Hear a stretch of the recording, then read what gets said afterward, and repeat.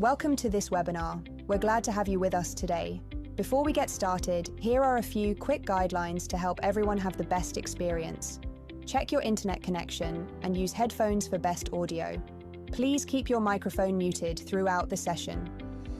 You may want to close unused apps to boost performance. If you experience technical issues, try refreshing your connection. Sessions will be recorded.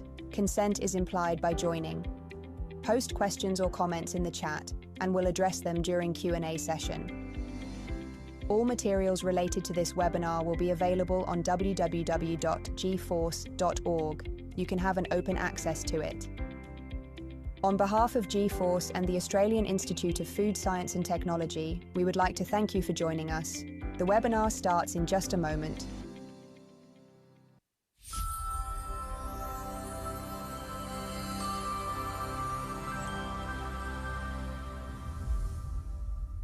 The International Union of Food Science and Technology, IUFOST, is the global scientific organization representing national food science and technology bodies from around the world. Through its network of experts, member associations, and disciplinary groups, IUFOST promotes the advancement and application of food science and technology. These efforts address some of the most pressing global challenges, from food safety and nutrition to sustainability and innovation. As a recognized global voice for food science, IUFOST works closely with international partners and institutions. They foster scientific collaboration, capacity building, and knowledge exchange that benefit both policy and practice. IUFOST, strengthening food science and technology for humanity.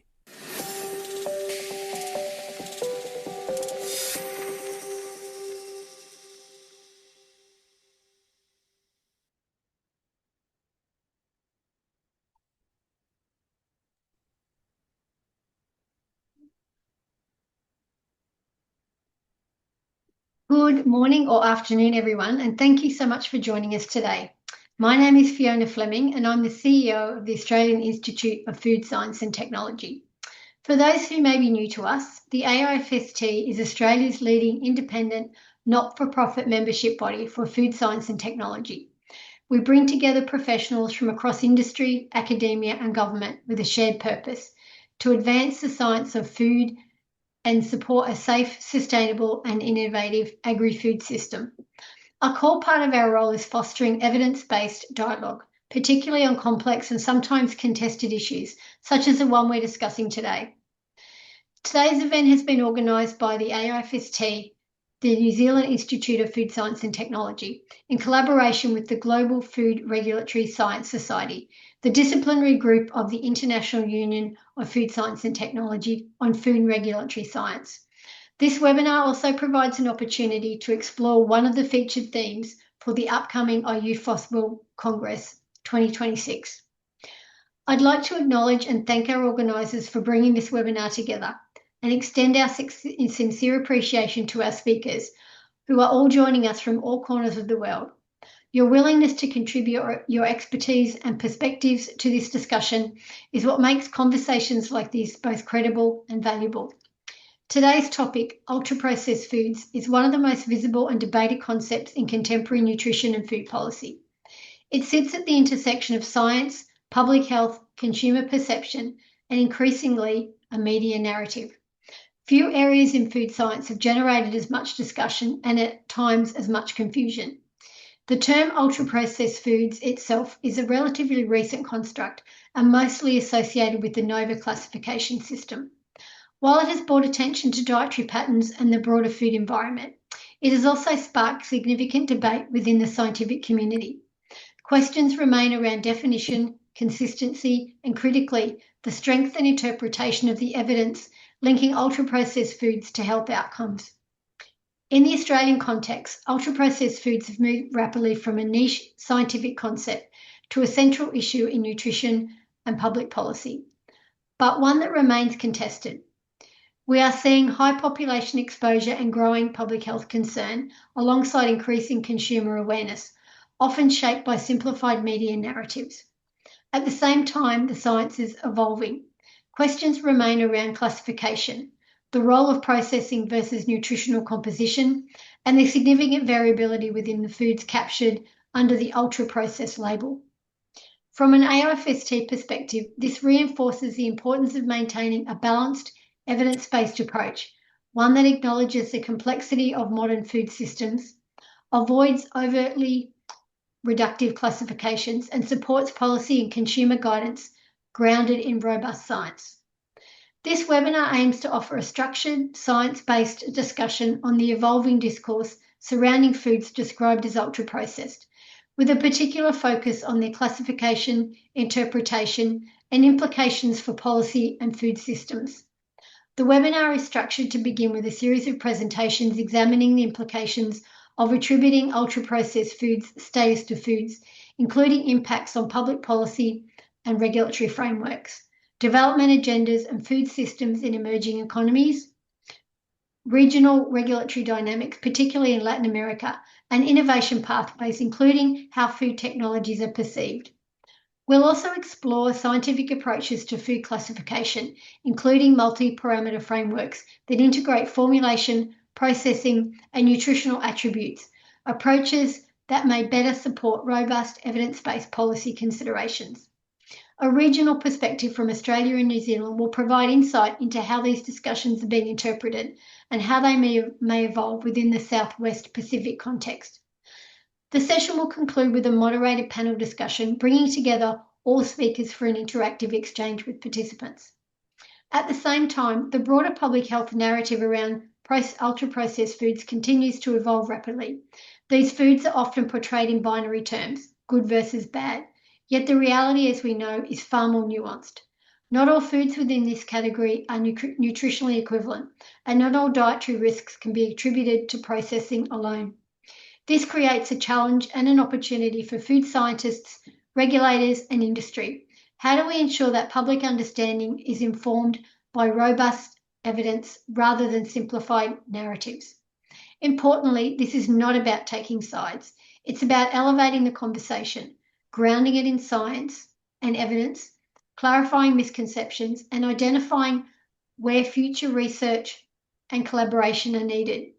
We hope this webinar will foster a more inclusive and multidisciplinary dialogue on food classification and its role in shaping future food policy. Thank you for being here, and I look forward to a thoughtful and engaging discussion. And I'd now like to hand over to my colleague Wendy from the New Zealand Institute to say a few words. Kia ora koutou. Thank you, Fiona. That was very comprehensive. I will just quickly add that we here at NZIFST, the New Zealand Institute for Food Science and Technology, we are the country's leading professional association for people working within the food industry. Our vision is to be a supportive and networked community, driving a vibrant and sustainable food industry. We aim to advance the profession of food science and technology by celebrating successes, facilitating lifelong learning, and then engaging members in a collaborative community. This sort of, we really appreciate being part of this sort of discourse because it is part of that lifelong learning and such an important topic coming up both from our side as scientists and food technologists, but also from a consumer perspective and how important it is to be able to manage the misinformation, disinformation situation that happens out within media and social media these days. So we're very grateful to be a part of this. Thank you, Fiona.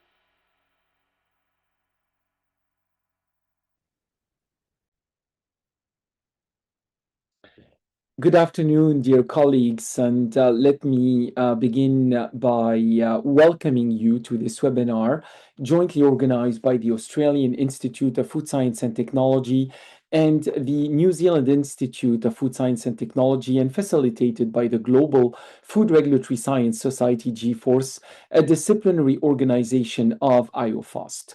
My name is Samuel Godefroy. I'm a professor of food risk analysis and regulatory policies at Laval University in Quebec, Canada, and I have the privilege to serve as the current president of the International Union of Food Science and Technology.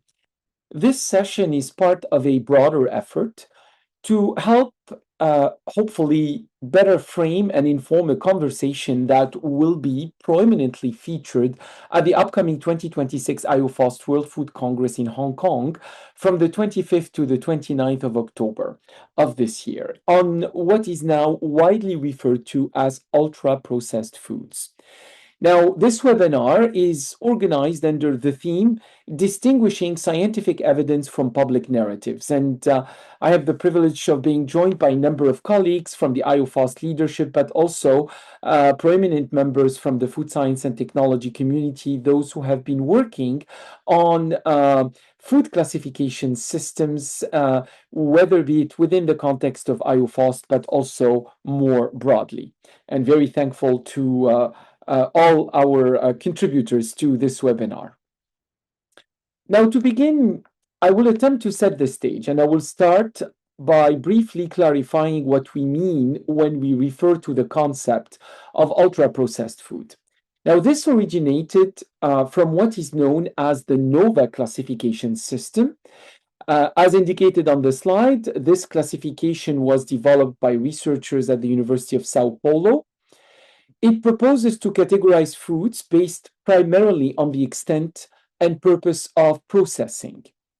It divides foods into four groups: unprocessed or minimally processed foods, which includes foods that have undergone limited transformation, such as cleaning, drying, or pasteurization. Second, processed culinary ingredients such as oils, sugars, salt, which are used in food preparation. And third, processed food, where ingredients like salt, sugar, etc., are added to the first category. And finally, what has been identified as ultra-processed foods, which are described as formulations containing multiple ingredients, often also including additives. Now, the key feature of the system is that it classifies foods primarily based on processing characteristics, and in particular for ultra-processed food, or what is known as such, or UPF, on the presence of additives. Now, while this framework has gained significant visibility and influence in recent years, its application, especially when used as a basis for interpretation, communication, or policy, has also led to a number of potentially unintended or unforeseen consequences. These include challenges in the way consumer understands this notion of UPF, growing debates within the scientific community, which is something that we would like to encourage, of course, and also some implications in the public policy discourse where such classifications are sometimes used in ways that may go beyond their original scientific or methodological basis. And it is precisely these aspects, the science, the interpretation, and the implications, that we would like to further explore today and in subsequent discussions.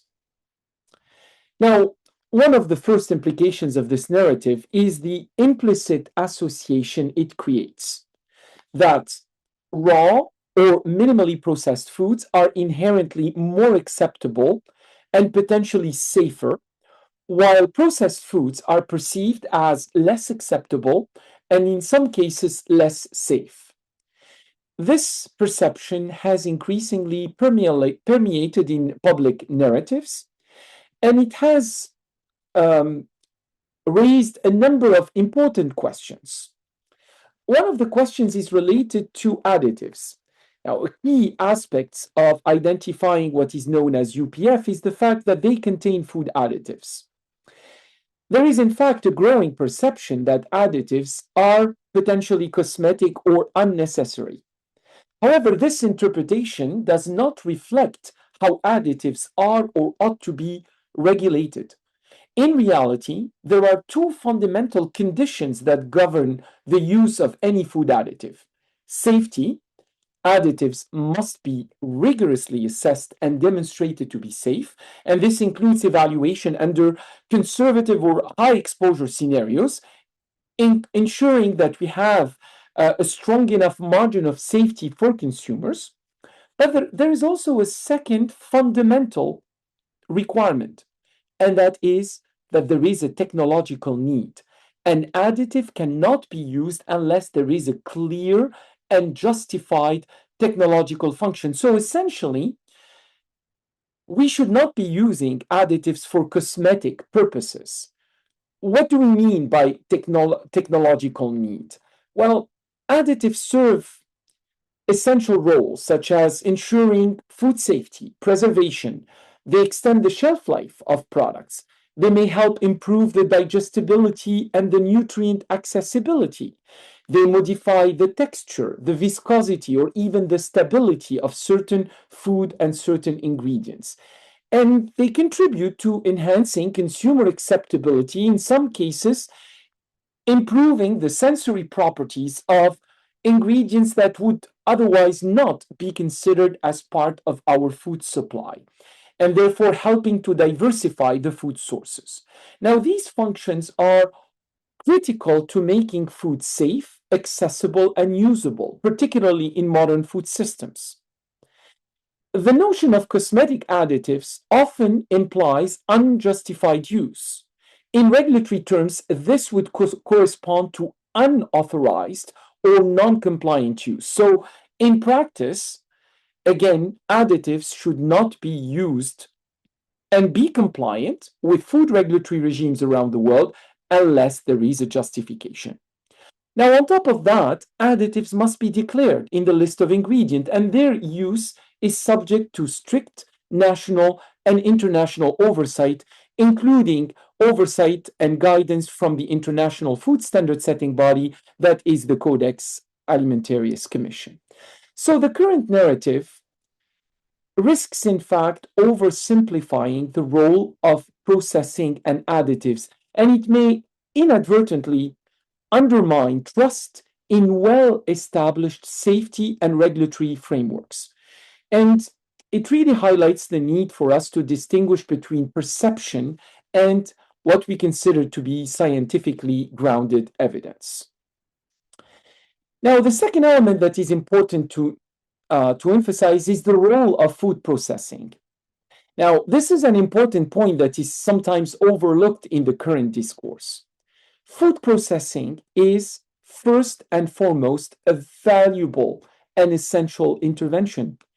It plays a critical role in ensuring food safety through processes such as pasteurization, sterilization, and preservation. Food processing contributes directly to food security by extending the shelf life, by reducing food loss and waste, and by enabling the distribution of food across regions and across seasons. Processing also enables the availability of safe and stable foods in remote or resource-limited settings, the development of fortified and nutritionally enhanced products, and the transformation of raw materials into foods that are accessible and acceptable to consumers. However, when we move towards simplified narratives that target processing as a proxy for healthfulness or the lack thereof, we risk overlooking these fundamental contributions. These oversimplifications can have a number of implications. It may discourage, for example, innovation, including the development of new food sources such as plant-based proteins or reformulated or other processed products. It may affect the development of technologies that help safety or ensure stability, sustainability of food production systems. It may also create unintended consequences on food security, particularly in regions where processing is essential to ensuring access to safe and nutritious food. In a number of areas around the world, without food processing, because of the lack of processing facilities, we have more than 30% of food loss. And of course, this discourse may also influence food regulatory regimes, leading to policy approaches that are not fully aligned with scientific evidence and that may generate inconsistencies or unintended impacts, particularly on domestic or international trade. Now, let me turn to what may be lying ahead. The food science and technology community, in close collaboration with the nutrition science community, has been actively working on these questions, particularly under the leadership of the IOFOS Task Force on Food Processing, Diet, and Health, whose chair we will have today, and we will hear more from the way this task force has been contributing to the development of scientific evidence that could help food classification systems. Now, developing better methodologies is an objective that we need to aim towards. We would like to reach more robust, evidence-based methodologies for food classification approaches that are grounded in sound scientific principles, particularly if these are to be used for policy decisions. It's quite important that these approaches account for multiple parameters. Processing is certainly one of those, but formulation is another one. Nutritional profile, sustainability potentially, and affordability can be other parameters that could be considered. Now, this leads us towards multi-parameter approaches where foods are not judged based on a single dimension, but rather on a combination of measurable attributes. This approach would be more scientifically grounded and better suited to inform decision-making, particularly in the policy space. It would also be important to emphasize that our objective is not to dismiss concerns about diet and health. There is a broad recognition that some foods should be consumed with caution, with more moderation, and even actually be decreased in our diet. These considerations should be based on clear scientific associations and causalities, not on simplified proxies such as processing alone. In many cases, the relevant factors relate to formulation and to nutritional composition and also to broader dietary patterns. Now, at the International Union of Food Science and Technology, and with our colleagues from the food science and technology community broadly, we believe that this discussion must move forward without undue polarization. And instead, we need to work together to foster exchange of ideas, methodological debate, and scientific collaboration. This is precisely what we aim to advance and we hope to achieve at the upcoming IOFOS World Food Congress 2026. We aim to bring together disciplines to strengthen the scientific foundations of food classification and hopefully to support more balanced, evidence-based policy discussions. Our goal, I believe, is to ensure that any association between food and health outcomes is based on robust science and that classification systems truly reflect the complexity of food systems. I look forward to our upcoming discussions throughout this webinar, and thank you very much for your attention and for your participation. With that, hoping to help set the stage, we're going to start actually going through a number of interventions from a number of international experts who have kindly agreed to join from various parts of the world. And I'm pleased to introduce Professor Aman Wirakarta Kusuma, immediate past president of the International Union of Food Science and Technology, and rector of the IPMI Institute at the International Business School in Jakarta, Indonesia. I believe that Professor Aman is joining us from Singapore. So welcome, Aman, and thank you for joining us. Thank you very much, Sam, Fiona, and also Wendy, and all colleagues and all participants. Good morning or good afternoon, probably some of you. Today, I would like to invite us to rethink how we understand food systems in low and middle income countries. My title of presentation is Rethinking Food Systems in Low and Middle Income Countries Beyond NOVA Towards PRISM and Tri-Axis for Sustainable Healthy Diets. Coming from Indonesia, so I feel that this is probably the proper subject I can represent. Despite decades of progress, the low and middle income countries are still struggling simultaneously with food security, food safety, nutrition security, and healthy diets. This is not a single problem. It is a systemic challenge. Undernutrition and micronutrient deficiencies coexist with rising obesity and also NCDs. This complexity demands a system-based approach, not a simplistic classification-based narratives. So specifically, I will propose the refinement of the dominant NOVA classification narrative by using a more systems-oriented approach, combining the PRISM framework developed by IUFOS and also my own proposal using three-axis concept to better guide sustainable healthy diets. Next slide, Sam. The real problems in low and middle income countries is not a single issue. It is fragmentation. Food security, food safety, nutrition security, and healthy diets are often treated separately.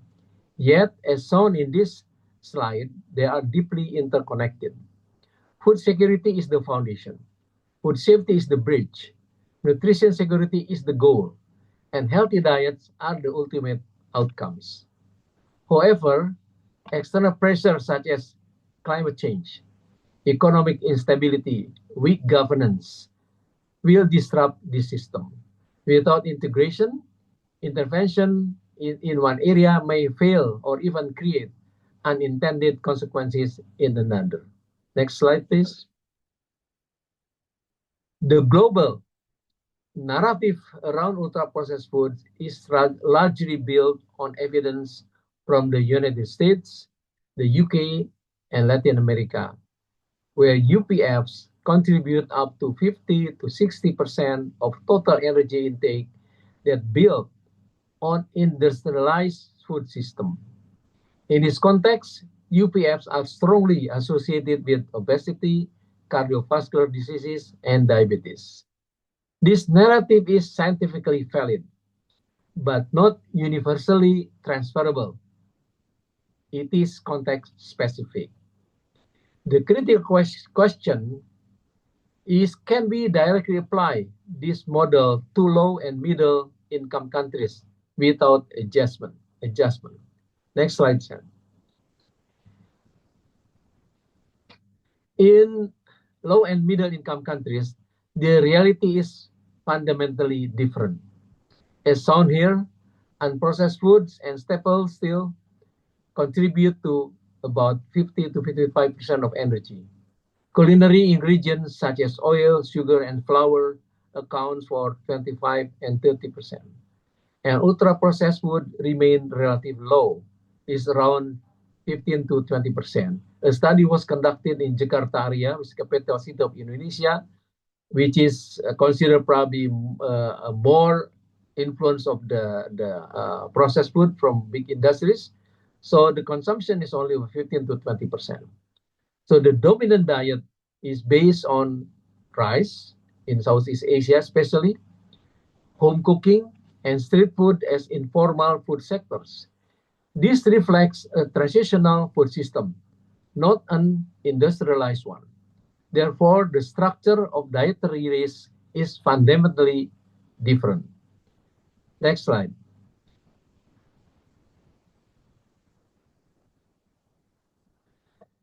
The real dietary risk in low and middle income countries is often hidden. It comes from sugar in sweet beverages, salt in street foods, and fats from deep frying and reused oils. These are frequently part of traditional or informal sector of food system. This situation leads to a critical insight. The real issues is not whether food is classified as ultra-processed, but how it is formulated and consumed. Even traditional or real food can be unhealthy when high in sugar, salt, and fat. The risk is driven not by classification, but by formulation and consumption patterns. Traditional food often classified as NOFA 4. Fortified food also classified as NOFA 4. This has caused policy confusion, healthy, unhealthy blur. There is risk of misclassification in low and middle income countries. This create a paradox. Many food essential for low and middle income countries, public health such as fortified food, therapeutic foods are classified as UPM. Next slide. This brings us to a key correction. Processing is not the enemy. Processing plays a critical role in low and middle income countries. Without it, we cannot ensure food safety, extend shelf life, improve accessibility, and enables fortification. Accessibility at scale. Examples such as iodized salt or fortified flour have been essential in addressing iodine deficiency and anemia.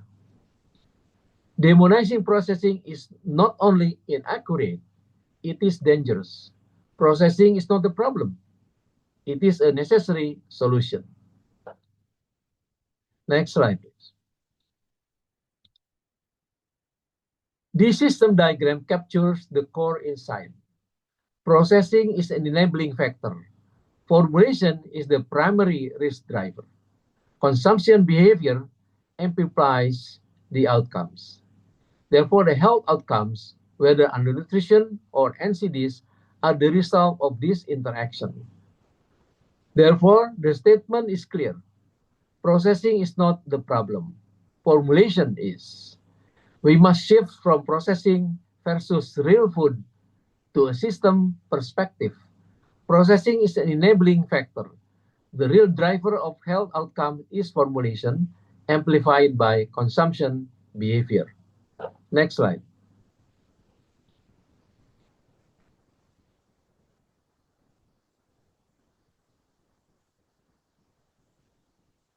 Next slide, Sam. Oh, before that. Okay.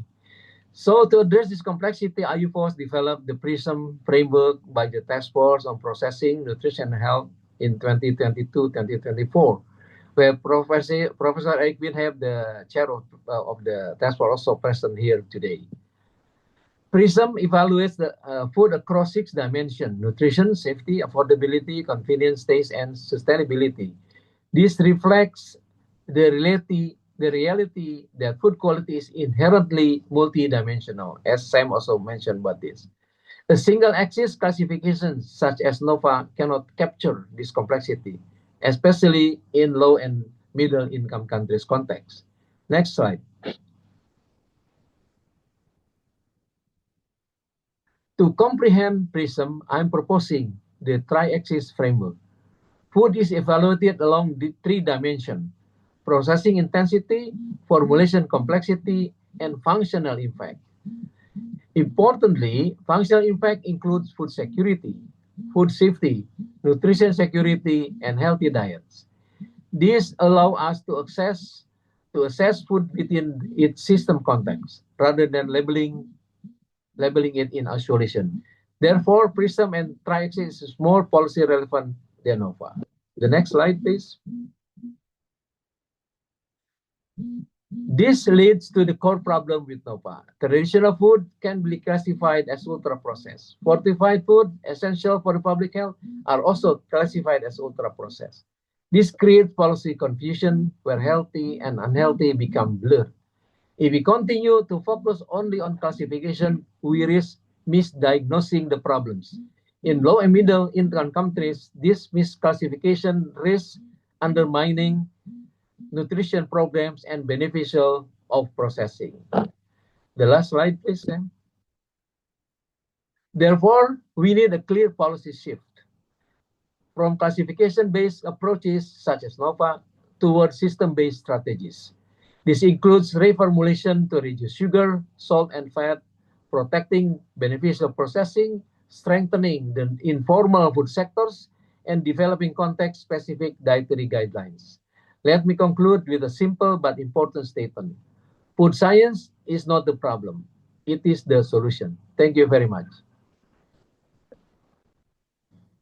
Thank you very much, Aman, and again for these insightful remarks, but also looking really at the impacts of the current systems and the current discourse on low and medium income countries.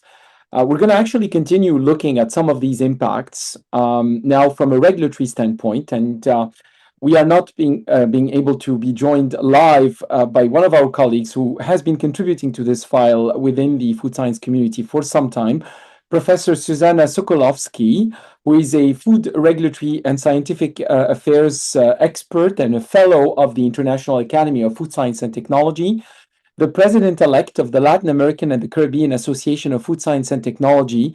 Susanna was kind enough to contribute with a recorded video on the current impact of these classification discussions, particularly on regulatory regimes for labeling in Latin American countries.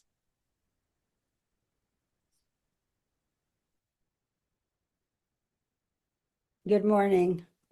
I would like to thank Professor Sam Godefroy for the invitation, and also I'd like to thank the organizers. It is a pleasure to be here with you today, although because of time constraints, time differences, I am here through a video. So let me share my presentation, and we will be talking about ultra-processed foods and the regulatory impacts in Latin America. I would like to first declare my conflicts of interest. I work as an independent consultant in scientific and regulatory affairs and food technology innovation. My main activity is related to regulatory approvals of diverse food ingredients and food technologies and food additives in Latin American countries. I work with companies that produce food ingredients and additives, food industries, and law firms, and I participate as a scientific advisor in international food regulation forums, such as Codex Mercosur and others. The agenda will be short: the impact of the NOVA system on Latin American dietary guidelines, front-to-pack warning labels on processed foods, UPF warning labels that are a new proposal by Colombia, and the consequences for the consumer and the food producers. So we all know the history of the NOVA systems. It started with a publication in 2009 by Dr. Carlos Monteiro, a professor at the University of São Paulo in Brazil. The issue is not foods nor nutrients so much as processing. So about the things the food industry does to the food we eat. So this publication was followed by several ones, and up to date there are almost 3,000 publications that relate the food products that are produced by the food industries with all sorts of different health issues. All of them are associations, and as you know, associations do not prove causality. Carlos Monteiro essayed to define ultra-processed foods by saying these are not modified foods, but formulations that are mostly made from cheap industrial sources of dietary energy and nutrients plus additives using a series of processes, and hence the term ultra-processed. In 2014, the dietary guidelines for the Brazilian population appeared, and he tried to define minimally processed foods, but as always, he listed a very long list of foods, some of which are not minimally processed. For instance, flour or pasteurized milk undergo processes in order to become the final product.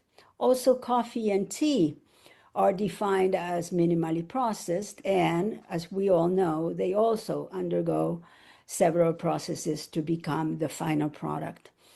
The dietary guidelines also defined or tried to give advice on processed foods, and things like cheeses or vegetables in brine or fruits in syrup and breads, by saying the techniques and ingredients used in the manufacture of these foods unfavorably alter the nutritional compositions of the foods from which they are derived. Of course, we don't chew whey or wheat or maize, but we make bread out of them. Avoid ultra-processed foods, the mantra of this system. As a result of their formulation and presentation, they tend to be consumed in excess and displace natural or minimally processed foods. Their means of production, distribution, and marketing and consumption damage culture, social life, and the environment. And a big list, a long list of products that contain things like sweetbreads, baked product, sliced bread, etc. Pasta dishes. So this is the classification. And to the ultra-processed food and drink products, a lot of qualities or indicators that they are of a very low nutritional quality without distinguishing which one it is. They are hyperpalatable and quasi-addictive, imitative of food, falsely seen as healthy, conducive to snacking, aggressively advertised and marketed, and socially and environmentally destructive. As you can see, those are political or social characteristics that are assigned to industrially produced foods. And that's not our view, of course. There are several vague definitions of ultra-processed foods formulated mainly or entirely from substances extracted from food or derived from food components, possibly through the use of various types of additives, including those that mimic or enhance the sensory qualities of the food, or culinary preparations made from food. So some aspects refer to the formulation, as you can see, the components, the additives, rather than the processing itself. So what are we talking about? A formulation or processing? As a matter of fact, it became evident to the authors that processing and the purpose of the processing had nothing to do with the classification. So in 2018, they proposed that substances never or rarely used in kitchens and classes of additives designed to make the final product palatable or more appealing were the markers of ultra-processed foods. So the dietary guidelines for the Uruguayan population took this idea, and actually they are the first ones to show that a long list of ingredients that contain substances not used in the kitchen, and food additives are to be considered ultra-processed foods. The Peruvian dietary guidelines imitated. Also the Ecuadorian ones, which decided that the ultra-processed foods should be labeled in the front of pack. And finally, August 1st, 2025, last year, the nutritional guidelines for the Colombian population based on biodiversity and real food were published. So as a consequence, 3 countries in Latin America, Mexico, Argentina, and Colombia, have warnings in the front of pack, but also they have warnings for intensive sweeteners, which according to the PAHO nutrient profile model should be posted on the front of pack, because anything that contains an intensive sweetener should be considered an ultra-processed food. Now we have a new regulation that was posted on April 1st this year, and this regulation is from Colombia, and they are adding a new warning that reads, "Warning, ultra-processed," and that should be placed in the front of pack in order to decide when something is supposed to be ultra-processed. They have defined, they have created, invented the ultra-processed ingredients list. And as you can see, it contains the list of very commonly used ingredients in the food supply. And also they have decided that ultra-processed food and beverage products are industrially manufactured food products composed of various ingredients, including sugars, oils, fats, and salt, as well as food substances with little or no culinary use, and cosmetic additives. And they indicate that for the purposes of inspection, surveillance, and control, the product is classified as ultra-processed when it contains at least one ultra-processed ingredient and or it contains at least one cosmetic additive. So that means that if this draft regulation becomes a regulation in place, simple cottage cheese or yogurt with no sugar and whole grain bread and cheeses, like, for instance, sliced cheeses, or even asparagus in brine, or chocolate-covered strawberries would be considered ultra-processed. Of course, the wholemeal sourdough sliced bread contains a lot of ingredients that would be considered cosmetic food additives, and thus this would be an ultra-processed food. So how about products like potato chips that contain potatoes, vegetable oil, and fat, do not have any cosmetic ingredients, and thus the potato chips would not be considered ultra-processed foods. Just for you to think about it. So in conclusion, an unvalidated concept like ultra-processed foods risks to disharmonize the labeling regulations in Latin America. They are already impacted by the classification system and the nutrient profile model applied, and have led to front-of-pack regulations that provide incorrect information regarding the real nutrient content of the food. Consumers are confused and have increased consumption of non-packaged foods of which they have no nutritional information. Nutrition illiteracy has led to increasing obesity rates, and that's the case of Chile. After 10 years, Chile has had a front-of-pack regulation for the last 10 years, and Chile's obesity rates are constantly increasing. And food producers have difficulties in reformulating products to achieve better nutritional compositions because of the restraints in the definitions of the ingredients. So I thank you very much for your attention, and I wish you a very nice webinar. Oh, again, even though Susanna is not with us, I think, a lot of thanks to Susanna for giving these very concrete, illustrative examples, showing really how this discourse is having now very tangible impacts on the food regulatory regime. And in fact, it is one of the reasons why IOFAST has considered that this matter related to the use of the outputs of classification systems, and particularly this notion of ultra-processed food, and the way it could have implications on a number of regulatory matters, labeling, certification systems, additives.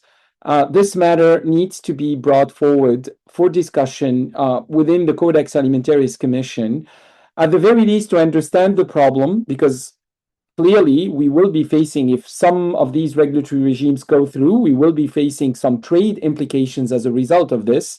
But also there are some repercussions as to the value and the type of direction that is provided by Codex, particularly on the scientific foundation that ought to underpin front of pack labeling regimes.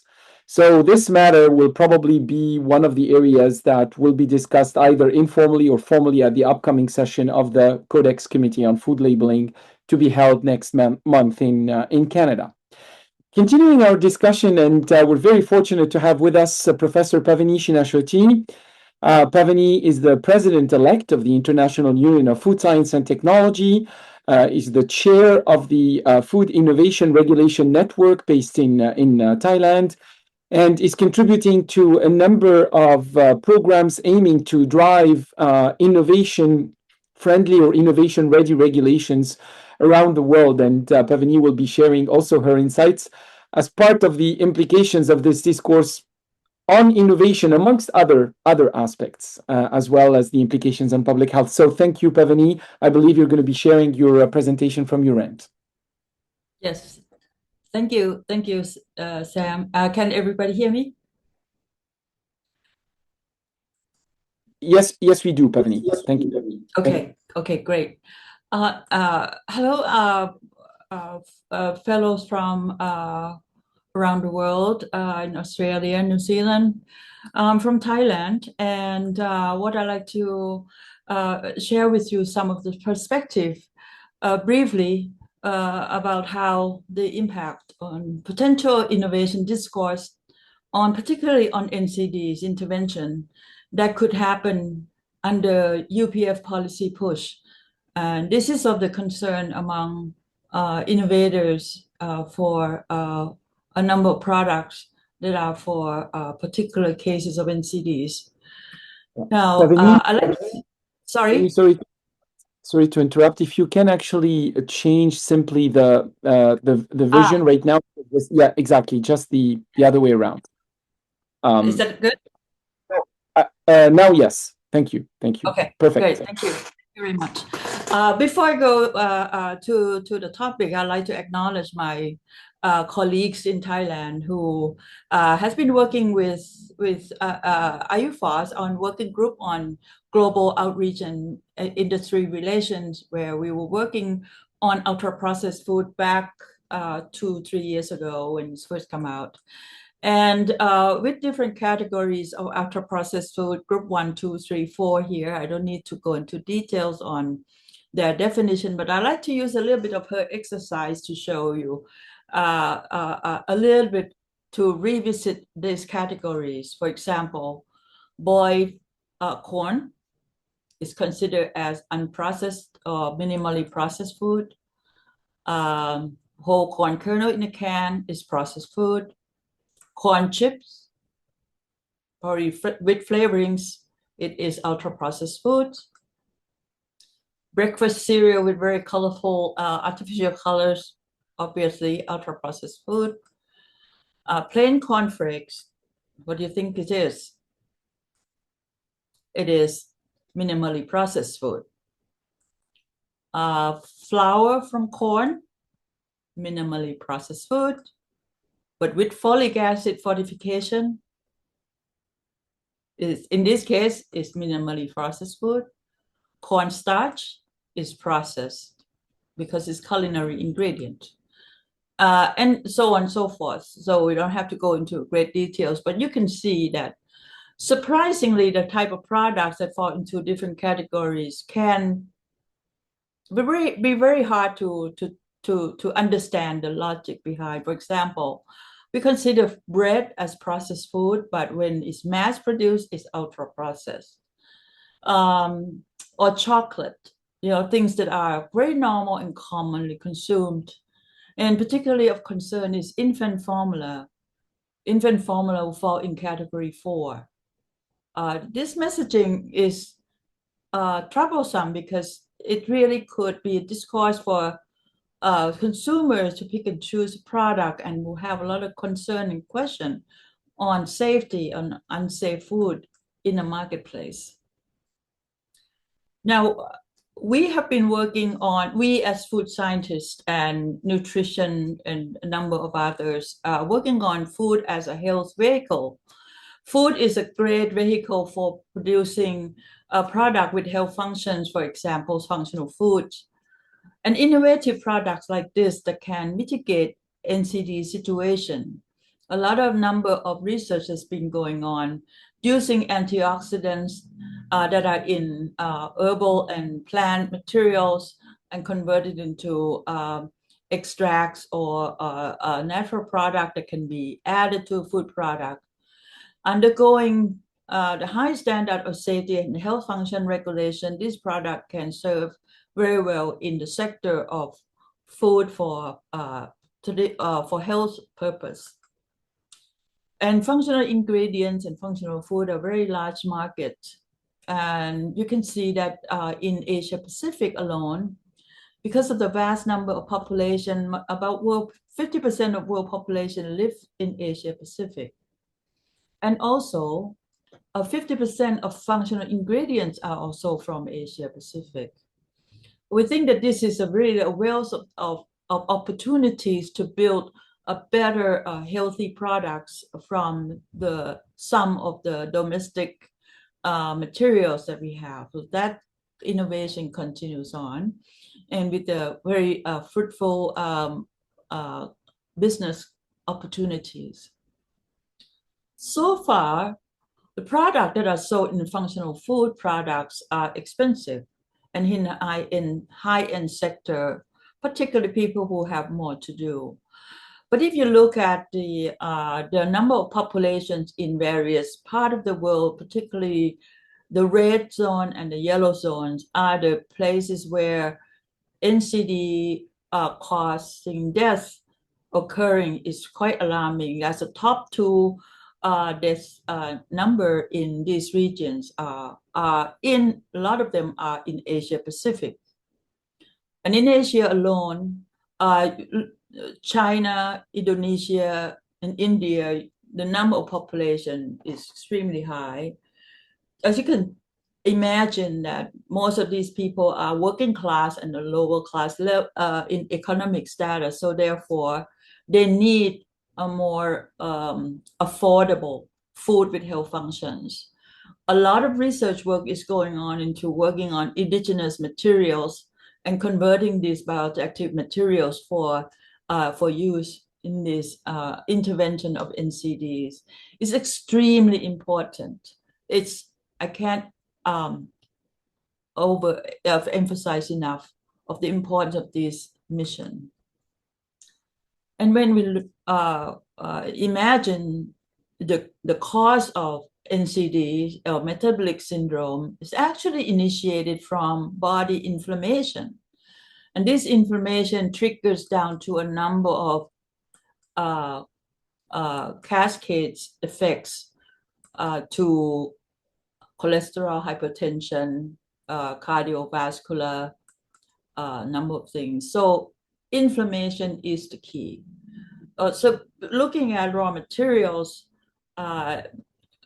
vast in a number of antioxidant material most of antioxidant materials are anti-inflammatory.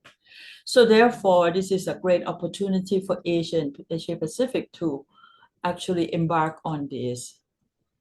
In the roadmap of innovation toward regulatory approval, there are a great number of steps that we need to do diligence in order to make sure that the ingredients are safe through agriculture, biotechnology, or through safe and production standards, primary processing, extraction, purification, safety standards, until you get the extracted bioactive compounds with a number of things. Them are put in some kind of encapsulated or emulsion microemulsion nanoparticles, and so on. And these are processing that are necessary in order to preserve the bioactive compounds to have a shelf life during the going through the process and also storage of the end product. And these are necessary. It is not damage the product. It actually helps sustain the bioactive compounds in that. This innovation has been ongoing for quite a long time. And in the end, when we have food product, whether food or supplements, there's a health claim substantiation that needs to be had, and a collection of the research data through very high standard clinical trials, number of risk analysis, dose response, and a number of things that for having a health effect on this issue are done. And in this process, a number of clinical research, particularly randomized controlled trial results, are tailored, compiled to give, with the process of systematic review and meta-analysis, to give the confidence of the consumers and the regulators that these results are well-founded. But before the submission of the dossier into the functional food with health claim. So this is a long invested process, as you probably can imagine, in making innovation into the marketplace with secured substantiation and safety standard high as possible, so that we have to document all this work, and most importantly, the consumer will gain trust in the product that are in the marketplace. Now, the question that I have is that, will this evidence-based evaluation on NCD's product should be at the same level as the health claims that we do normally? If we're going to declare ultra-processed food as the type of product that lead to higher NCDs, should there be evidence-based that are better than we have now, which are mostly observation studies? Systematic review, yes, but from observation studies. And only 2 RCT reports for now. A randomized control trial, 2 randomized control trials have been published up to today that study ultra-processed food, but they have a very well-designed clinical trial regime in order to compare ultra-processed food versus minimally processed food. It's an interesting result that once these 2 products are designed in such a way with texture so that the eating rate of these 2 products are equal, the subjects actually do not gain weight. They are just about equal. So what I'm saying is that the factors that are underlying all these ultra-processed food actually has to be in well-designed clinical trial in order to really separate factors out one by one. So number 1 is we call for well-designed clinical trials, at least randomized controlled trial. We need more of that. It's also scientific demonstration of cause and effect. Why is it that ultra-processed food, a particular ultra-processed food, is bad for the health? There has to be a cause and effect explainable. Is it because of the caloric intake is higher? Is it because of some harmful ingredients that, after all, these ingredients have gone through very rigorous safety reviews to begin with before it gets into food ingredients? And thirdly, scientific data analysis using typically systematic review or meta-analysis use very high level of statistics to assess risk analysis and clinical result and outcome before the health impact, whether it's positive or negative, can be issued by regulatory bodies. And these are all well-rounded, already established process, due process every single new products that had to go out in the marketplace or before any regulatory call for health claim or anti-health claim, if you will. So these products in the marketplace that are being introduced here, you can be sure that whether it's tomato juice, cereal drink, green drink, tea drinks, the bottom boxes will show you the type of bioactive compounds that are in there. They are in different form and different technologies that goes in there in order to make the product functional.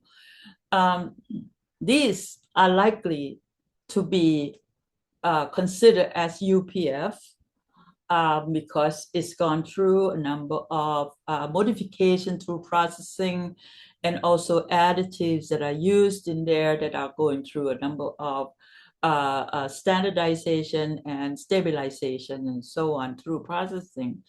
So under UPF, it may very well fall into UPF level 4. Now, with this innovation that we want to have a health claim effect, it may turn out that it's actually not healthful. So the question is, would this UPF initiative actually will throw all this innovation out in the window and will not be able to market as the way it's intended to, even though it might have clinical trial result and safety review. So this is a concern. And from functional and novel food business point of view, we always look for new ingredients that are functional, going into the future with plant-based nutraceuticals and a number of other products that are really important for the consumers. And at the same time, we develop processing innovation, encapsulation, and in stabilizing these bioactive material and formulate this into products and then go through a test efficacy, safety, and produce market products and going through health claim substantiation with the local regulatory bodies. So all of these efforts, we have a question on how should UPF discourse this? It can discourse in a number of ways. And how do scientists in our innovation, both industry and R&D research in institutes and university, should actually voice our concern of these really discoursing all this process, perhaps unnecessarily. And with all the value chain that's going on from raw material through research and going through regulatory approval, and people in the industry understand this real well before you get into the plant trials, whether a plant try 1, try 2, and try 3, you have to go through due diligence in a number of ways before you can get into a final product for the marketplace. And of course, this part on regulatory review is really a showstopper.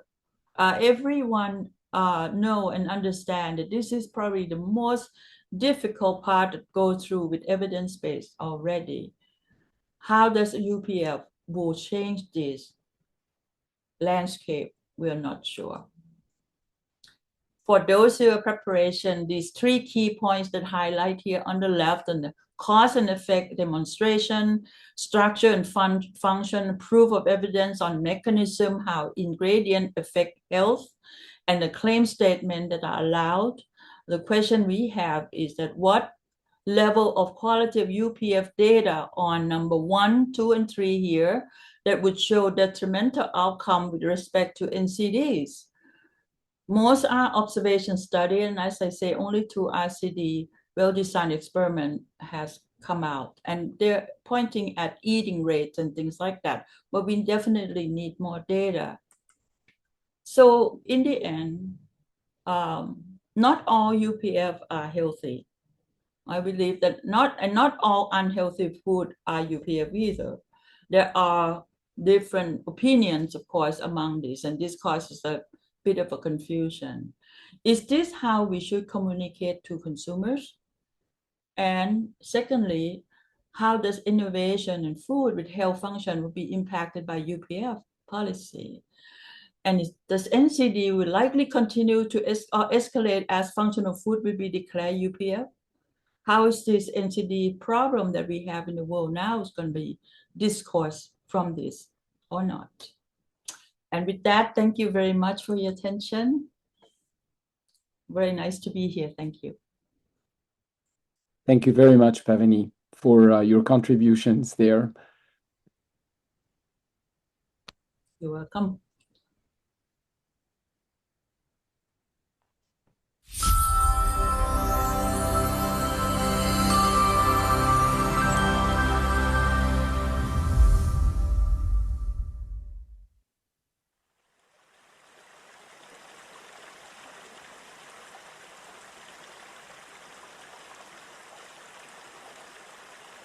In October 2026, the world of food science and technology will meet in Hong Kong, Special Administrative Region of the People's Republic of China.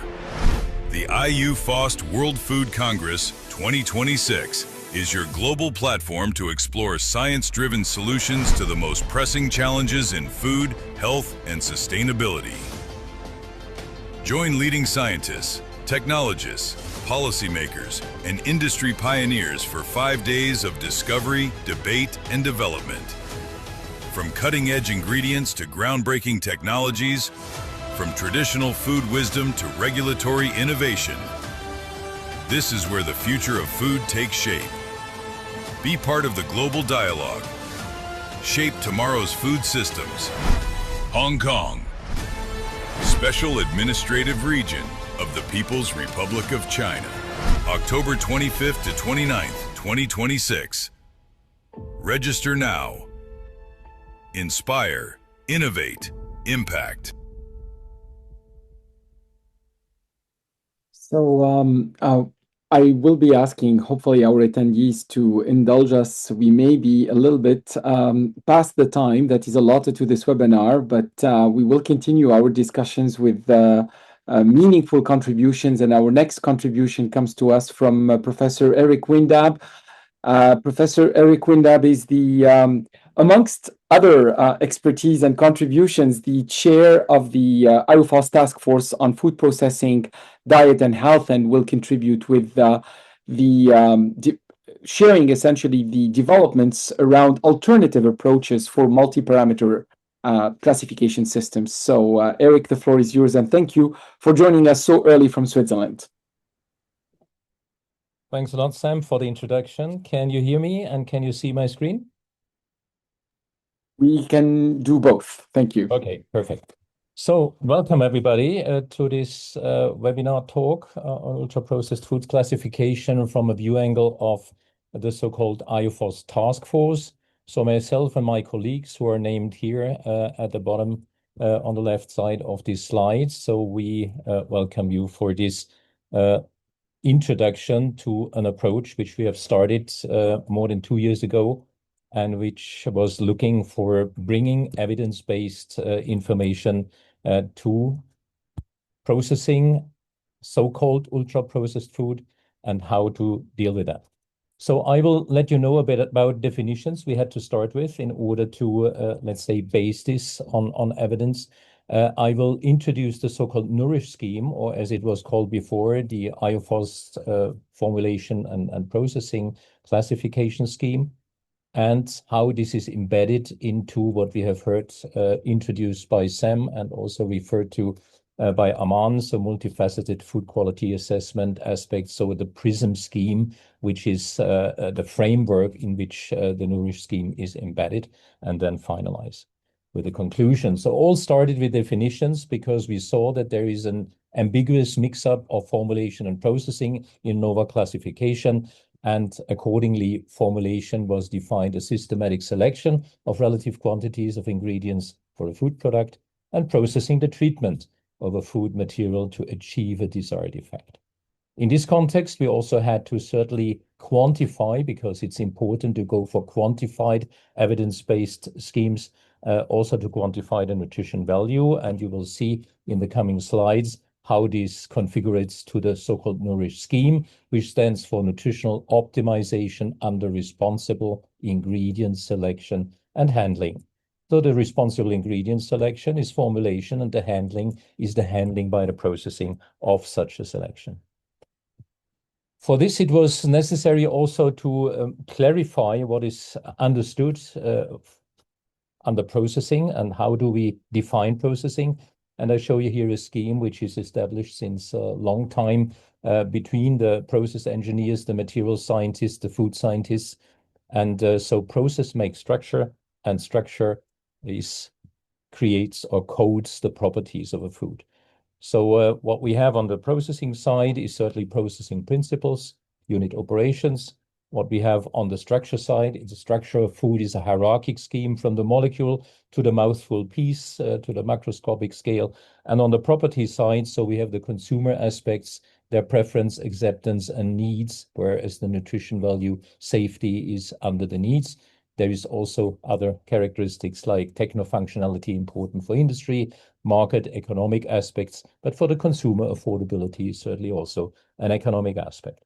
So process makes structure, and structure codes properties accordingly. We can say processing is targeted to product property generation and optimization by structure modulation. I mean, this means it's an optimization, it's meant for optimization, a toolbox, a powerful toolbox. To define, and the formulation comes into that. So this is the processing scheme, and the formulation is the selection of ingredients, the mixture of selection of ingredients, which is then entering into the processing scheme to be processed accordingly. It also needs to quantify in such a context the nutrition value. And we started from a task force perspective, leaning on nutrition profiling, what is used there. There is different schemes.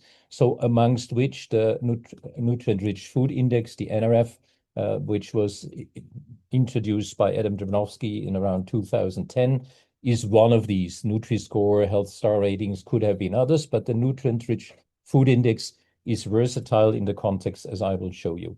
So I do not want to go too much into details, but what you are doing in nutrition profiling with these schemes is in principle selecting qualifying nutrients and disqualifying nutrients, and then related to a base like 100 kilocalorie base or 100 gram base or portion size base, calculate these NRF, which is in principle with a positive sign, the qualifying nutrients are taken into account, and with a negative sign, the disqualifying nutrients. And then you end up in a range, let's say for the highly sweetened beverage, for example, in the minus some 100 scale, and for a fresh lemon juice in the plus some 100 scale. So this is the range of numbers, of dimensionless numbers you have. And with that, with very clear calculation and quantitative description, so we reach a quantitative formulation impact description on the nutrition value defined by this.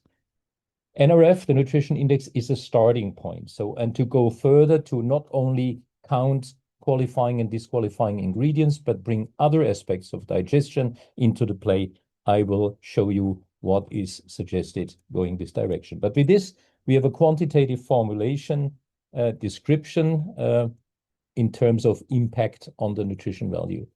Now, that means if we start from there, so the nutrition value is our quality determinant, and the related parameter, which we have chosen, as I was just mentioning, is the nutrition-rich food index. If such a formulation goes into a process with an NRF value, so you treat it, and the outcome will be an NRF value which may be different from the ingoing NRF value. So you treat this like an energy balance or a mass balance for a process, what goes in, what comes out, and the delta is certainly what is happening to mass conversion or to energy conversion. And here it's the delta NRF, which is accordingly a very clear characteristic for the process, what the process does, let's say, with this nutrition value defined by the NRF. So the impact of processing can accordingly be quantified with the delta NRF based on the nutrition-rich food index. This was published last year in April in Nature Science of Food journal, and so was in principle the base suggestion to quantify formulation and processing impact on the nutrition value.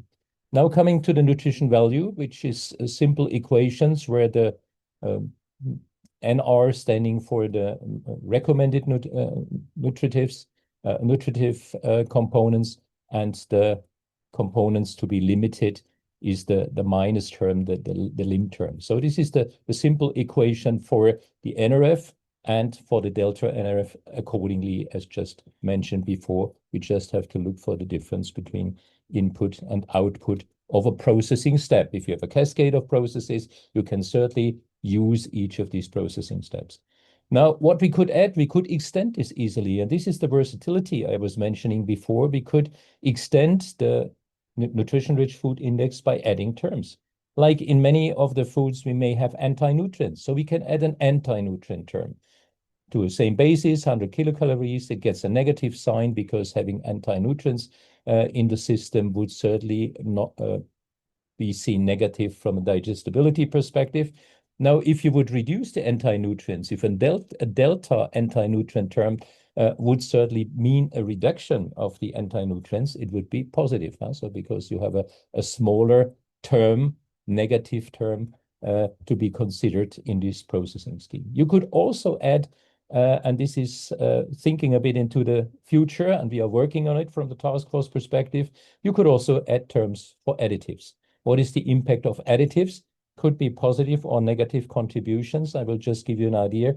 If you add lecithin as an emulsifier, we know about lecithin in baby foods like cognitive function.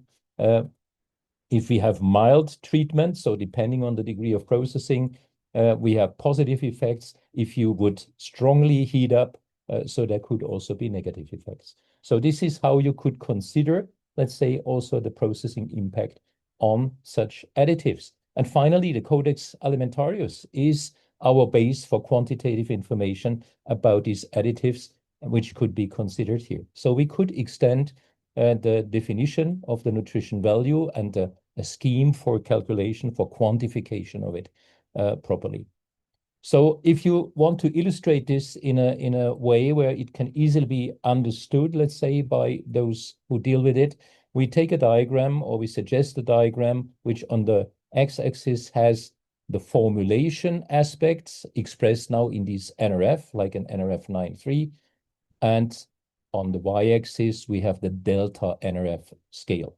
So when we start at the 0 line, so this means the pure formulation, and starting with the formulation denoted here as P1, if we would add sugar or something which is reducing the quality of the formulation, so you would go along the red arrow to the left. If you would, let's say, add something which is valuable, so you got with a higher nutrition value, a higher NRF, you would go to the right.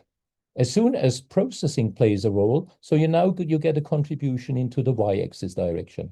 A positive contribution, let's say like concentrating proteins or concentrating vitamins or minerals by filtration technology, concentration technology, you would go to the upper right along the green arrow. P+ means improving by processing. If you would, let's say, have a loss of vitamins, for example, you may go to the lower left along the right arrow. So you can, in principle, also with a cascade of different processing steps, you can move within this diagram depending on whether it's an impact of formulation or an impact of processing in the positive or negative direction. So when you apply this for some foods, and what is important that in the database, you look for these data to find, let's say, the same food, which is fresh, and when it's then processed, you follow with the same type of base or fresh base, which you then process. So sometimes the basis is changing in the database. So you have to look at the same apple or the same carrot type is either only processed, like we see from the P1, which would be the raw carrot. You go to the lower left and you just cook it because there is a loss of some vitamins if you do so. You could say, okay, there could be also an improvement of vitamin A availability. So this would certainly reduce going to the lower left or even bringing it up to the upper right, depending on the type of cooking or heating process you apply. When you add from the recipe perspective already sugar in order to generate glazed cooked carrots, so you would certainly shift by the sugar addition from P1 to P2, so reduce the quality from a nutrition characteristics, and then the cooking would go to the lower left. So this is how you can handle this for different type of materials, ingredients, but also more complex foods. And move within this diagram in a quantitative way.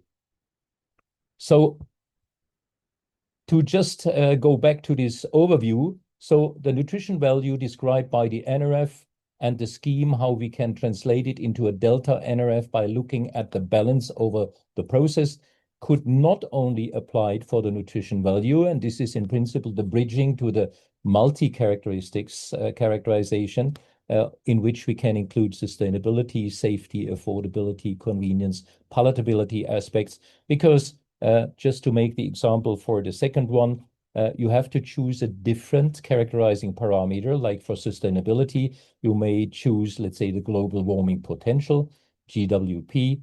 So there is ingredient selection with a certain global warming potential entering a process, and when you process it, you have a difference in this global warming potential generated, which is then the impact of processing on this parameter, which defines sustainability. Can certainly be also other parameters along the different footprints, but this is how you can, in principle, handle all of these determinants for food quality, looking at the impact of formulation and processing. I do not want to extend this, but show that also for the sustainability, you could build a scheme with processing on the y-axis with a delta global warming potential and the x-axis with a global warming potential by the formulation, and also find different, let's say, endpoints, whether you extrude, whether you extract in a similar manner, just here with a reverse scale, because processing will certainly shift by energy consumption, go further into, let's say, the orange area here. So reduce, let's say, the quality of a food if you process it. However, the key is to select the different processes, like an extraction process versus extrusion, so you can select which is the most environmentally friendly process or processing cascade you would like to apply. So with this, we have already ended up with thinking about the multi-scale, the multi-characteristics type of classification. And just to summarize this in this slide, so when we look at these 6 selected characteristics, nutrition value in the forefront in the context of this webinar. So, but we will have a kind of, in this spider web characteristics, this black curve would identify, let's say, what we have as a starting point before from a selection of ingredients, a mixture of ingredients. And depending on the type of processing, you may certainly give major attendance or major input to optimizing the nutrition value, or in this case, for this example, the shelf life. And so that means you would choose different types of processing, like a high pressure pasteurization, to be very gentle for vitamins, avoiding vitamin losses, compared to a thermal sterilization. So you will end up, depending on the processing, with different profiles shown in red or shown in blue. That means there is an impact when you optimize one of these properties, there is an impact on the other properties. We end up with a so-called Pareto frontier in order to, because there may be some drawbacks or some reduction of some of the parameters if you optimize one of these parameters. Some trade-offs are always coupled, and you're looking for the best kind of combination of minimized trade-offs for the others would be an optimization of these type of impact characteristics. This is bringing us to the PRISM scheme, because the PRISM scheme denoted as product rating integration system for multi-characteristics. And this scheme is taking the products as well as the system in which the product is changing into the different property characteristics, multi-characteristics, dimension, directions. So this is what we can express with this framework, which includes, as shown here, which includes the nutrition value nourish scheme as a sub-scheme, which relates to this, to the nutrition value. We have seen that sustainability, we have an abbreviation for the scheme for looking at sustainability, which is called Earth, and you could go in similar directions or in similar, treating it in a similar way for the other properties. Certainly, we are on the way to do this systematically. So we've worked it out in detail for the nutrition value. We have started to work on the sustainability aspect, and we are on the way from IFOS perspective to widen, let's say, the expertise of the task force and form a nucleate first and form other task forces in order to address the other categories also by a maximum of expertise. So the formally called IFOS formulation and processing classification has become the Nourish scheme, as I already mentioned before, just for a better communication and illustration of the purpose as discussed. With this, I come to the last slide. So for the time being, so what we have suggested from an IFOS perspective is already let's say, discussed very positively with UNIDO. You know, UNIDO is the United Nations Industrial Development Organization, and they deal a lot with technology, with processing. They do see the need of processing for reaching, let's say, the property goals and the property profiles which are desirable. So we have also, let's say, WHO, FAO a bit distant, let's say, because so far there was some supportive actions from their side, which tended more to supporting the NOVA classification. We certainly are on the way to approach each other, and we think that the Nourish scheme or this Nourish and PRISM scheme thinking can help us. The Codex is certainly a catalyst in this context because the Codex delivers already quantitative information for the additives in particular of relevance in this context. We have also IUNS, the International Union of Nutrition Sciences, involved also within our task force and in our discussions in order to catalyze approaching each other.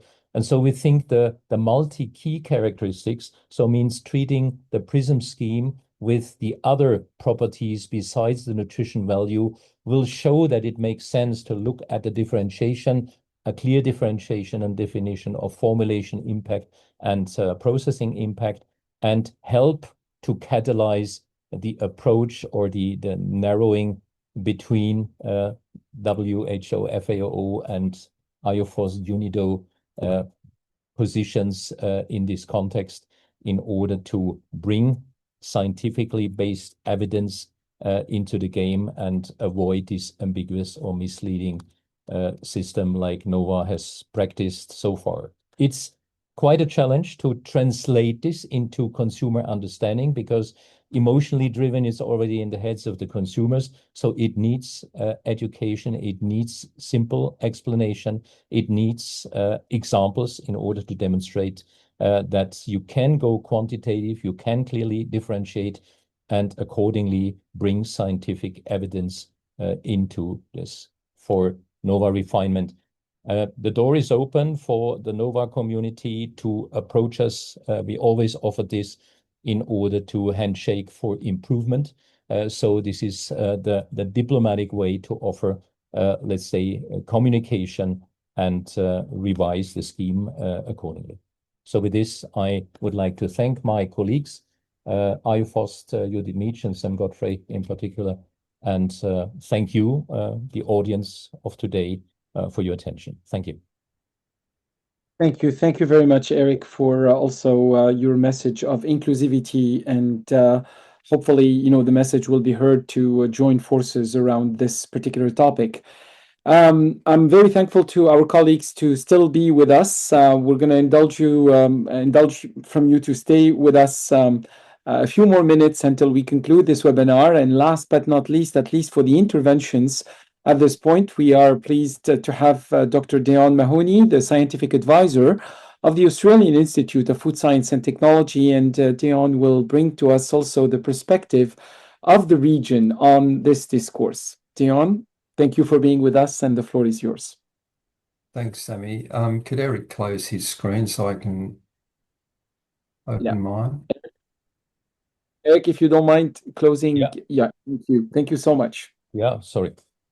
No worries. Okay, thank you very much, Sammy, and good afternoon, good morning, wherever you are in the world, to My short presentation, I'll make it pretty tight, Sammy, because we're well over time. Before I start, though, I'd like to acknowledge the traditional owners of the lands on which we meet today across Australia and across internationally.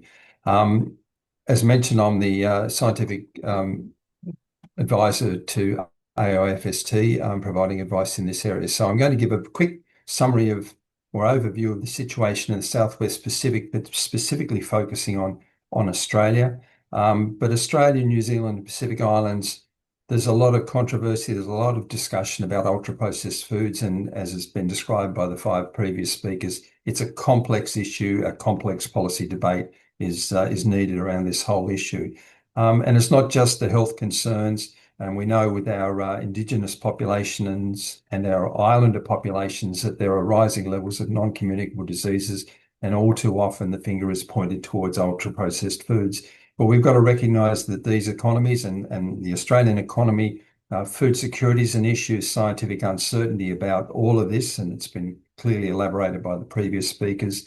The practicality around the choices of foods, trade and real world issues about affordability and access and convenience. These are all things that are part of the conversation, but there's so much in the press and so much in the scientific media, which is really putting a negative note against what we do, which is we process foods for safety, for convenience, and for accessibility, and dealing with things like sustainability. As has been elaborated before, the definitions are the principal concern we have at this moment. It's very contentious. Is it the number of ingredients? Is it the presence of additives? The degree of industrial transformation? These are all issues that shape us and concern us. Ultimately, how we define ultra-processing will shape what counts as the problem, what gets recommended, how we're going to regulate, how we're going to deal with these foods into the future. The health issues, it's been pointed out that Australia is a high consumer of ultra-processed foods. Some of the literature that's coming out most recently indicates that perhaps 40 to 42% of Australia's energy intake comes from ultra-processed foods. We're eating energy-dense foods. We're sometimes having foods which are nutrient poor in the same context. So it's positioned ultra-processed foods as a public health issue in this country. And we've had all this debate about all the things we've described before: obesity, cardiovascular disease, type 2 diabetes.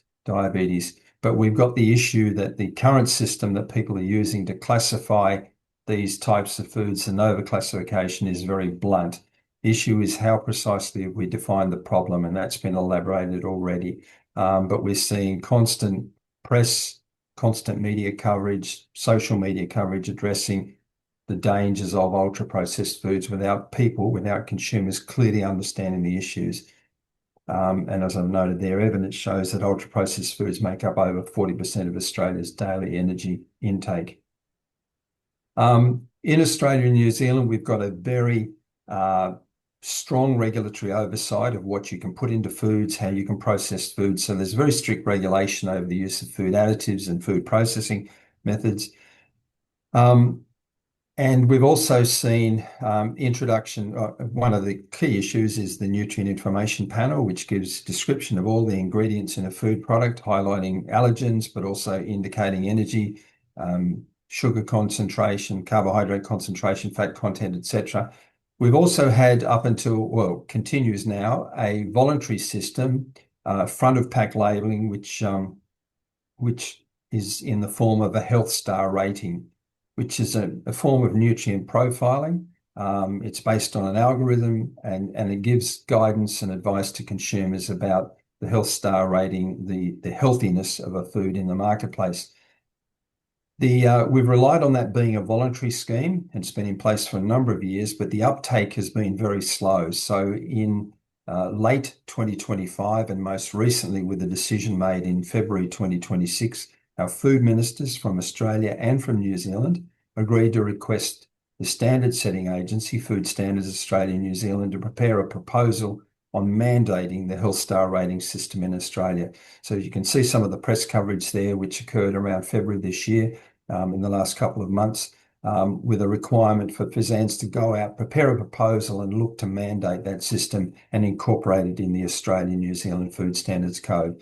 Now, that will be a process that will take around a year. It will involve two rounds of public consultation, and this is a time when the food industry, particularly the processed food industry, and people advocating for processed foods need to be really on board to input into that process to make sure that we don't go down a path where these foods continue to be denigrated, sometimes on spurious reasons, and for the reasons that have been outlined, that many of our what are considered to be ultra-processed foods are actually foods which are processed for safety, for convenience, for trade, and accessibility, and they're legitimate products, and they're not in that category that creates these non-communicable disease issues. The next steps then are really about getting to some sort of consensus on where we're at. Now, in terms of harm and urgency for action, there's a mixed degree of consensus. Clearly, the public health professionals are very concerned about harm and the urgency for action. That's not necessarily replicated amongst the industry. And with consumers, they're constantly concerned and confused about these products. The definitions and solutions are genuinely contested about the way forward, and that's been clearly outlined by Eric in that last presentation.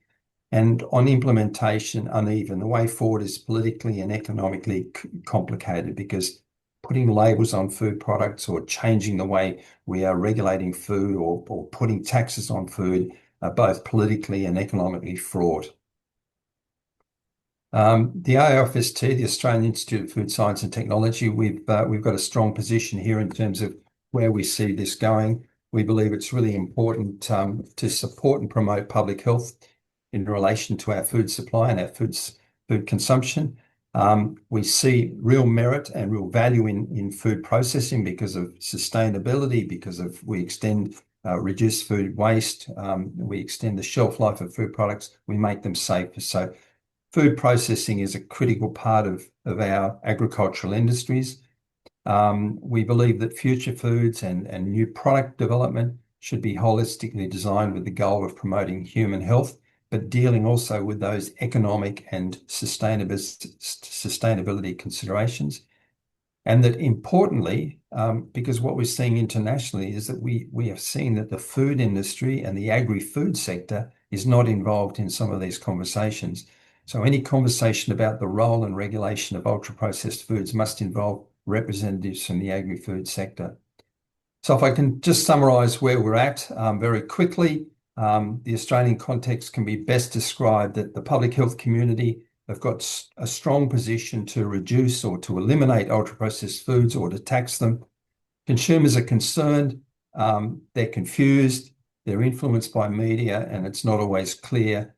And particularly, we're not good at communicating. We've got a lot of public health officials communicating the dangers of these food products, but as a food industry, we're not so great at communicating that. Policy environments are moving towards action, but they're still developing, and we need to be engaged in that process. And the scientific community actively debating definitions, evidence, and talking about alternative schemes, and that needs to continue, and that information needs to be put out in a digestible form to the public, who ultimately are going to make decisions in their own minds about these food products. In short, ultra-processed foods in Australia are no longer a fringe concept. They are now a central but still contested issue in nutrition science, policy, and public discourse, and that's not going to change. So finally, how we define ultra-processed foods will shape what counts as the problem that we face and what gets recommended, regulated, or taxed. What we need is a consensus-centered, science-based definitions focusing on nutritional quality, not the degree of processing. And the structures that Eric outlined before are really an important part of providing that science-based approach to managing ultra-processed foods and the impact they might have on public health. So, Sammy, very quickly, that's it. I'll hand back to you.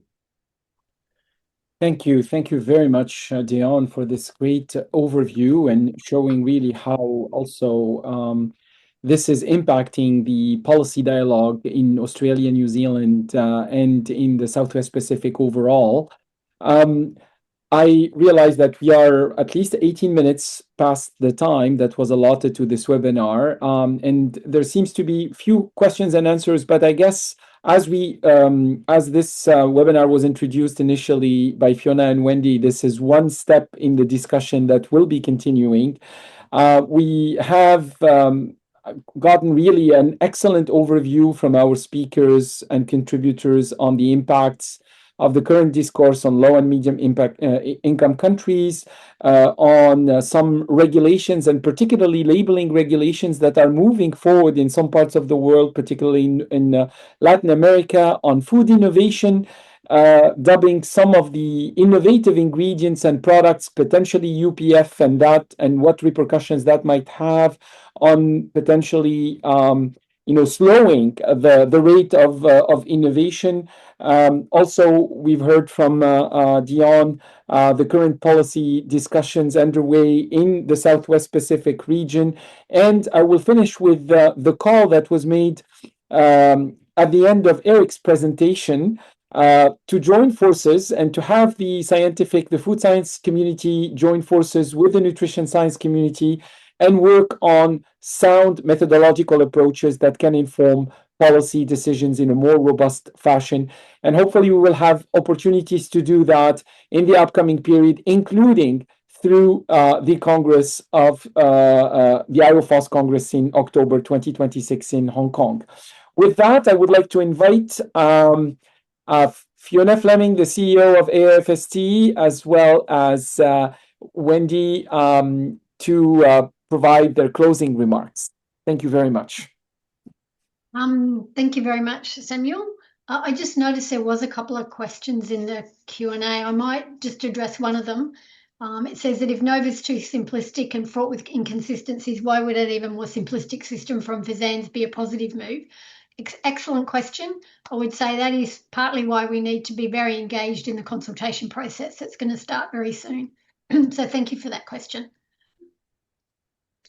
So I would like to finish off by thanking all of our speakers for providing such a breadth and depth of insights into ultra-processed foods. I think it's been really interesting to listen.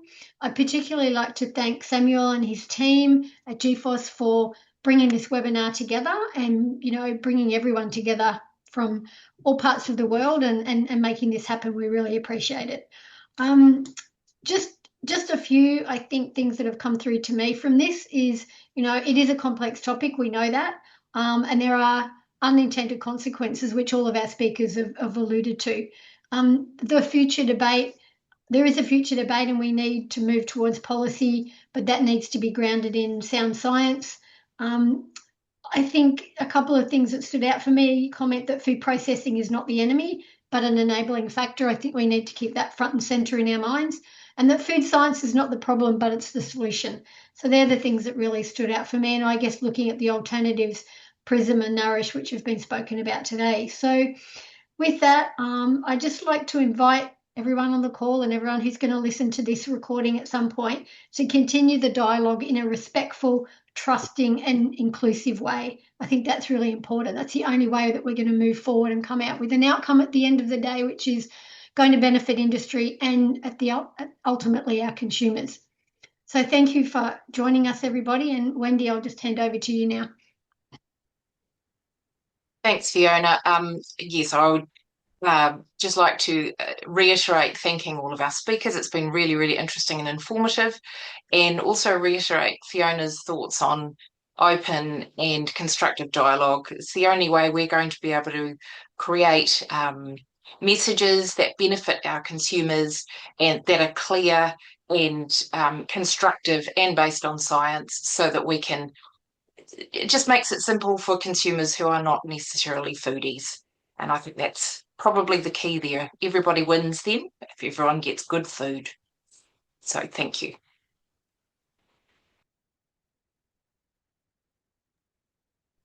Thank you to all our participants. And with that, we come to the end of this webinar. Thank you so much again.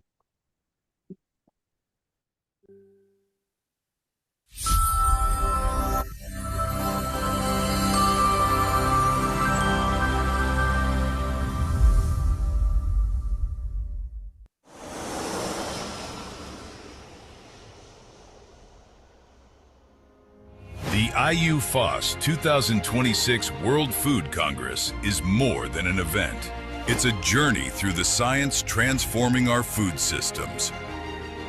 Discover the promise of functional foods for health and well-being. Explore innovative ingredients and processing technologies shaping tomorrow's nutrition.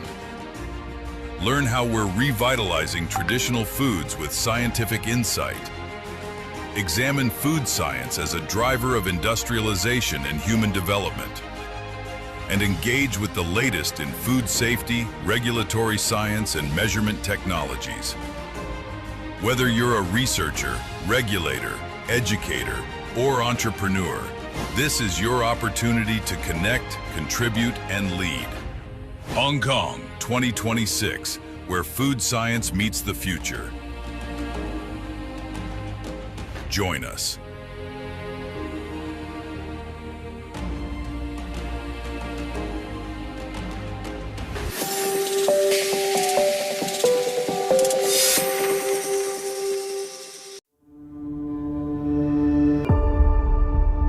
Five years ago,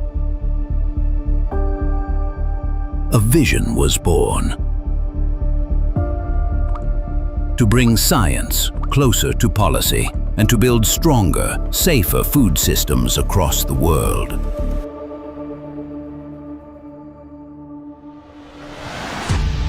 That vision became reality.